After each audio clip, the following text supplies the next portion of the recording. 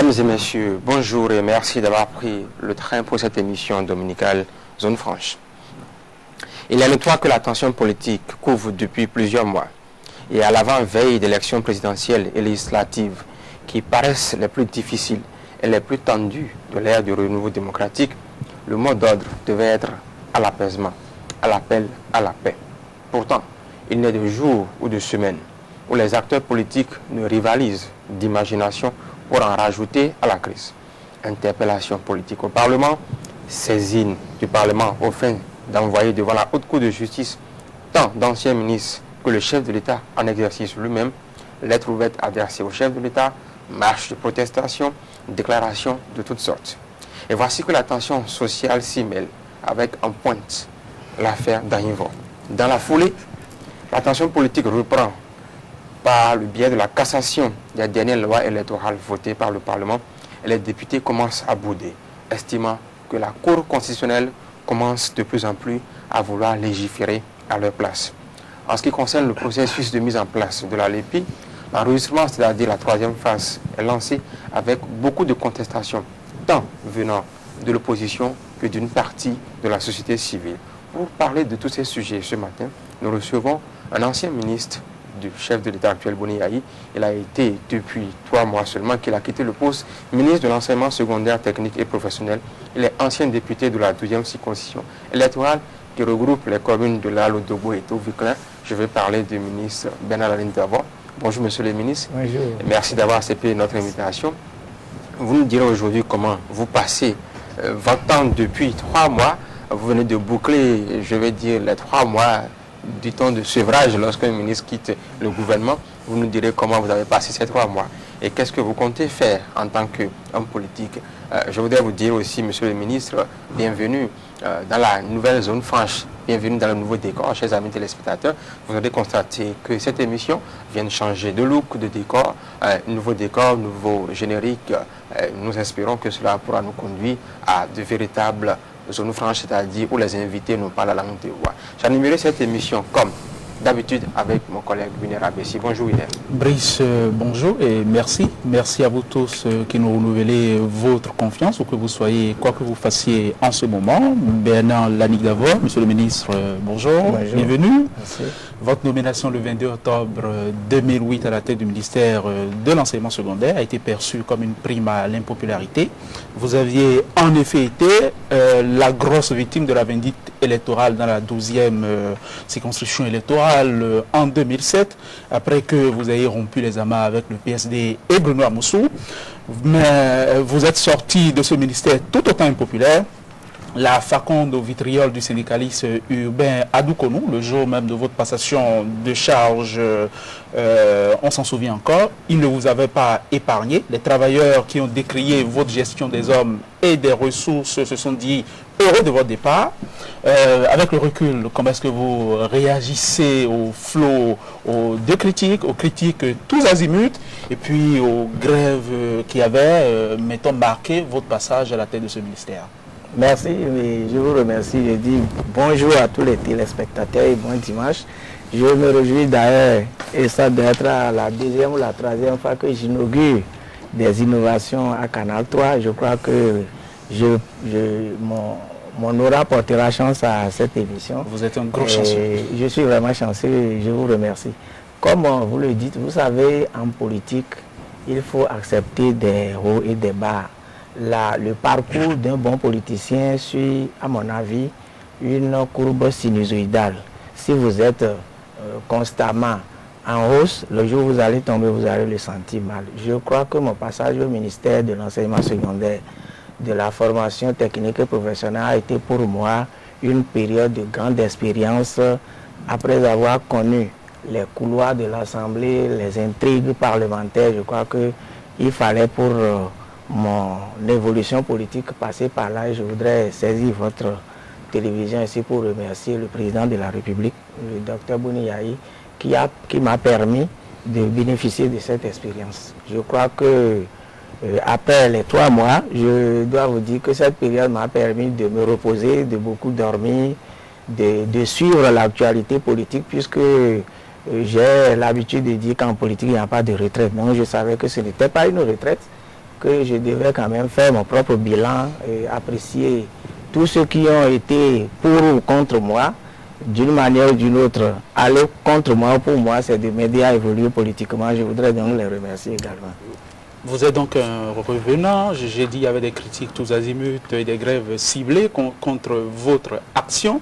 Est-ce que vous craignez le passage de l'IGE? Il n'y a que les syndicalistes du ministère de l'enseignement secondaire ont demandé à l'IGE de venir voir un peu votre gestion, surtout au plan financier. Si l'IGE ne l'a pas encore fait, ça m'étonnerait parce que l'inspection générale de l'État est là pour vérifier la manière dont les activités se mènent au niveau de l'administration publique. Donc c'est quand même une prescription, c'est un devoir pour eux de vérifier. Et s'il y a un changement à la tête du ministère, ce serait une bonne chose qu'ils voient parce que d'abord, malheureusement, on oublie cela. Il ne s'agit pas, quand on parle d'une inspection, d'actes devant conduire à des sanctions nécessairement. C'est lorsqu'on constate des malversations que cela se poursuit. Vous n'avez donc pas cherché à savoir si l'IGE était passé entre-temps? Pour moi, l'IGE devrait passer, ou tout au moins le ministre qui a pris service devrait, à mon avis, faire l'état des lieux, parce que moi-même, quand j'étais arrivé, j'ai demandé à l'inspection interne de faire la vérification. Et il y a eu la vérification a été donc faite, et puis là où les procédures ne sont pas bien respectées, on a pris des résolutions. Nous avons reçu des recommandations de l'inspection et je crois que nous en avons servi. J'ai une toute petite question pour vous, pour qu'on boucle définitivement le mot d'introduction, qui est décidément long avec vous ce matin. À quoi est-ce que vous liez votre départ du gouvernement, Bernal Annie Davor? C'est une case, vous allez cocher au choix. Votre départ était somme toute attendu, cela se disait notamment au quartier. Est-ce que c'est du fait que votre ministère se soit transformé en un Jean Cocotte minute sociale? Est-ce que c'est lié à votre faiblesse politique présumée dans le Koufo? Est-ce que c'est le corps à corps avec Léandre Ouagad, notamment dans le Koufo, qui vous a perdu? Ou est-ce que c'est le lobbying d'Akwe Soussou, maire de Lokossa, qui vous a finalement perdu? Est-ce que Akwe Soussou a mangé du Lani d'avant? D'abord, vous m'apprenez beaucoup de choses que j'ignorais de tout ça. Sinon, à mon sens, je prenais mon départ comme s'inscrivant dans la stratégie que le président de la République a certainement voulu mettre en place pour nous garantir la victoire en 2011. Parce que pour moi, le jeu politique est comme un jeu de dames. Vous déplacez les pions et selon votre habilité, vous déplacez un pion pour gagner d'autres. Et c'est dans ce cadre simplement que je le fais parce que, à mon avis, il n'y avait pas d'autre raison pour ça. Notre objectif, en tout cas pour moi, qui suis dans la logique de travailler à la réélection du président de la République en 2011, j'apprécie tous les actes qui peuvent être posés pour nous permettre d'évoluer. C'est dans ce cadre simplement. Même quand ça vous pousse à la porte, ça vous pousse à la retraite je ne suis pas à la retraite puisque je vous l'ai dit, que je me suis reposé, que je reprends du service. Comment on se sent quand on est ancien ministre, ancien député, on n'est pas au Parlement, on n'est pas au gouvernement, on est en politique et on est à la maison? Comment on se sent?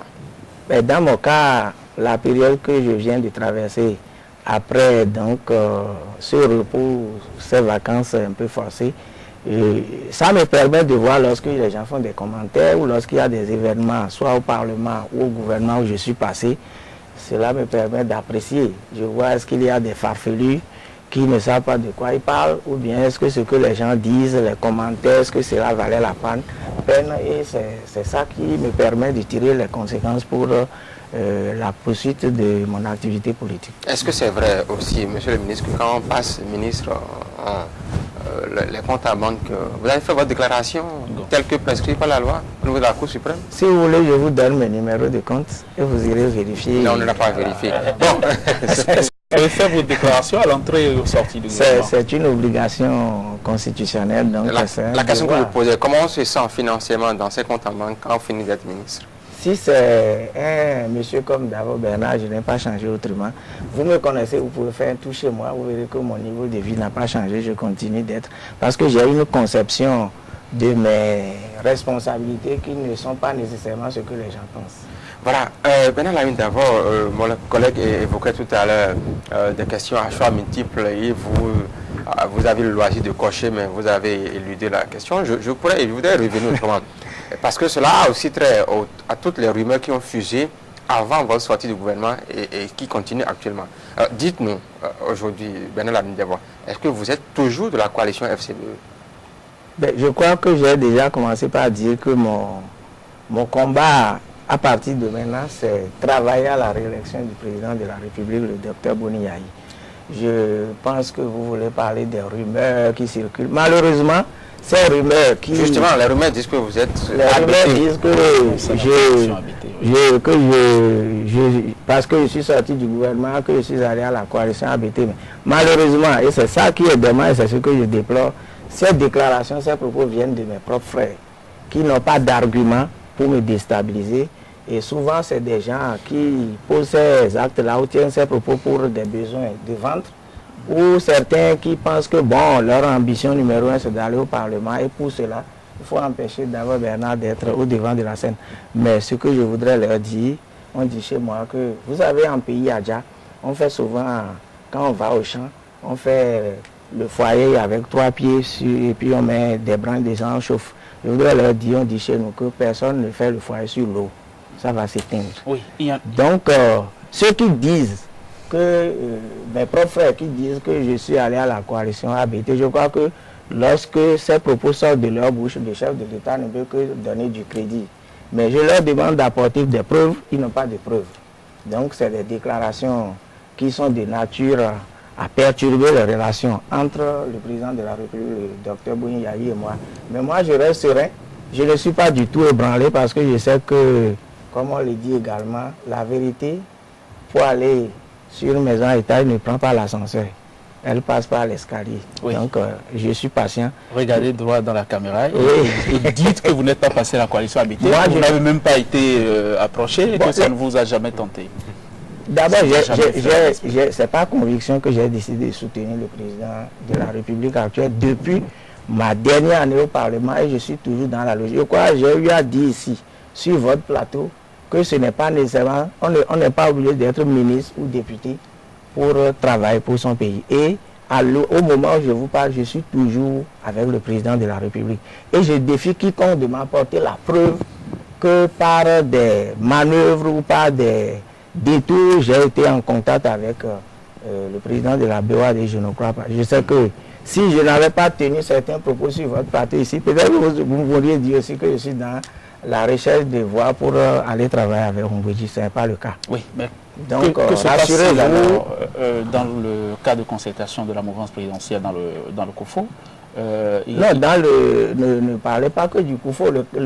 La mise en place des structures du cadre de concertation de la mouvance présidentielle ne rencontre pas que de problèmes dans le COFO, c'est dans tout le pays. Vous avez suivi à Parakou, après qu'un bureau soit mis en place, certains ont dit publiquement, par le biais d'une conférence de presse, que les autres, ils soutiennent le président Yayi Boni, mais qu'ils ne se sentent pas concernés par ce cadre. Donc, ces mêmes difficultés ont surgi dans le COFO, mais je crois que nous finirons par trouver la Ça fait un mois que l'attente dure et on dit que c'est vous qui bloquez et que c'est vos divergences. Vous êtes sûr que ce sont vos divergences affirmées avec votre ancien ami, le ministre Obossi? Bon, d'abord, le ministre Obossi, disons les choses de façon la plus exacte possible. Le ministre Obossi, ce n'est pas un ami, c'est un frère, c'est un petit frère. Et lorsqu'il a pris service, il a été me voir, je lui ai dit, les problèmes que j'ai personnellement rencontrés, je dis, occupe-toi de nos frères. Parce que les problèmes que vous pouvez avoir ne viendront que de votre propre famille. Je lui ai dit, et je crois que je ne suis pas en désaccord avec lui.